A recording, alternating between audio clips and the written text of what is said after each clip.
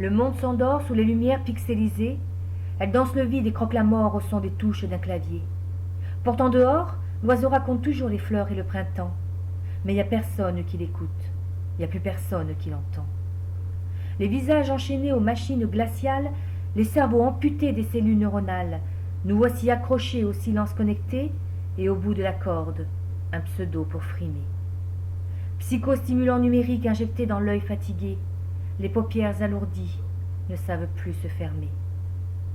Furteurs masqués derrière l'écran malade, spectateurs assoiffés d'imbuvable estocade, on dissèque les sites pour trouver la douleur et se dire rassuré qu'il y a bien pire ailleurs. Soustraits du monde réel, on s'additionne en virtuel, et nos déprimes multipliées par 10 ou 100 dans les données d'un logiciel ne voient même plus l'oiseau pleurer la pluie sur les trottoirs, ne voient même plus l'oiseau verser larmes de cyanure dans nos mémoires. En funambule, on somnambule sur les réseaux prêts à tomber, prêts à crever pour un je t'aime qu'un anonyme vient de tweeter. Anesthésié d'humanité, on ne sait plus le verbe toucher, alors on clique à coups de sentiments dans un programme recyclé. Et des manettes au bout des doigts, l'enfant s'amuse à faire la guerre. En vérité, c'est pas sa faute. On la nourrit d'écrans pervers.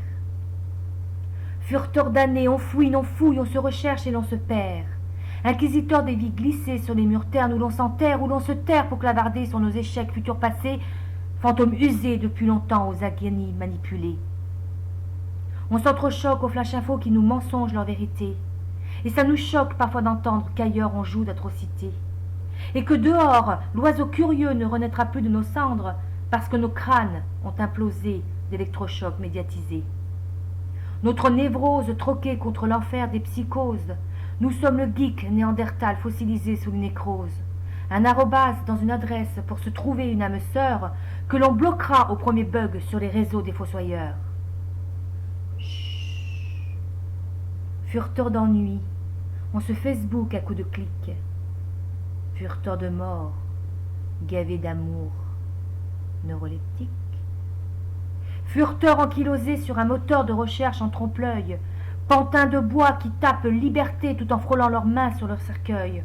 Et l'on s'espère un bout de soleil qui cramera le fil abrutissant de ces machines, juste pour voir une dernière fois l'oiseau flirter sur les douceurs de l'aubépine. Et l'on s'espère la violence d'un virus hivernal pour lire l'oiseau ailleurs que sur sa pierre tombale.